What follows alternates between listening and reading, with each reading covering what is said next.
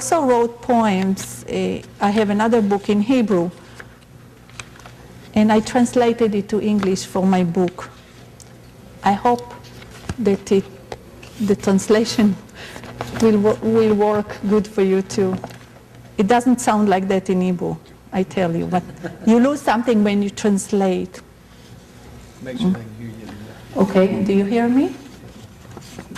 Okay, I hope it didn't lose anything when I translated it, but I did the best I could. Okay, it's called Selection. You know, when they arrived to Auschwitz, they had to take their clothes off, naked, standing in the line, and Dr. Mengele, the infamous doctor, was evaluating their bodies, if they are strong enough, if they can be good for the Germans to continue work for the army, for their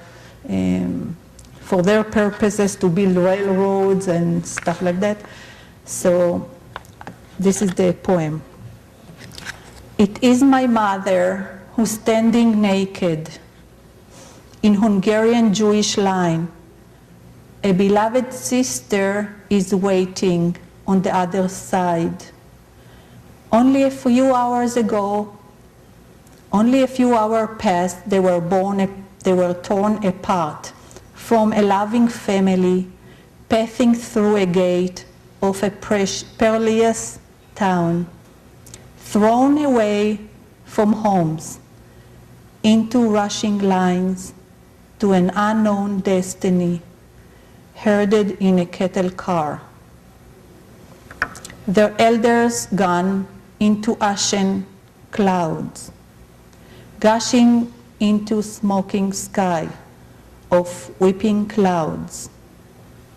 My mother naked, waiting to a fate decree, to the right, to the left, awaiting her sister's fate.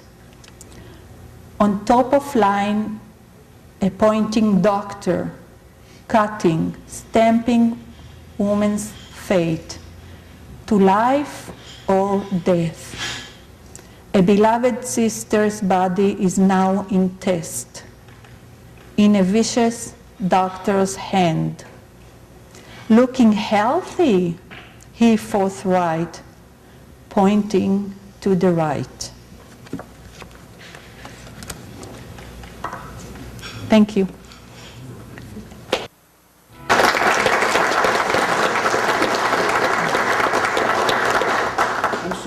I'm sure she's willing to take some questions. Yes, please. Tom. How long was your mother detained? Good question. The Germans arrived to Hungary the last. Hungary was the last. In May 43 until May 44 until May 45. Yeah. So she was 1 year. But when she arrived to Auschwitz, she saw women from Poland. They were 4 years or 3 years there. And the Polish women, they really hated the Hungarian women because they just suffered. They just came. They had normal life until a few months ago. There was kind of a lot of tension between. Did you say your father and brother were put to death? No. My mother survived. Her husband, my father, survived.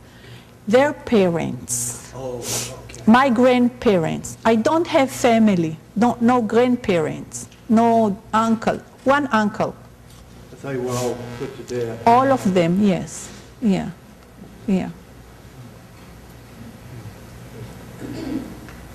have any numbers of we hear that 6 million Yes. people. How many went into camps and survived? Wow.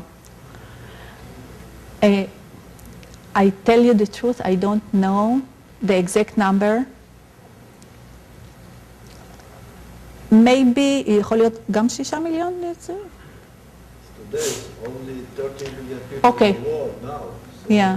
Only 13 million Jews all over the world now. 6 in Israel. But this is a new generation, children, grandchildren, and not everybody went through the Holocaust. But this is a wonderful question. I will investigate.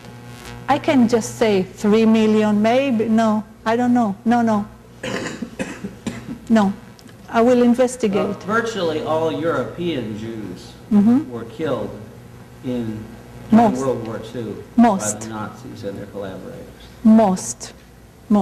It's a good question, but I will investigate it.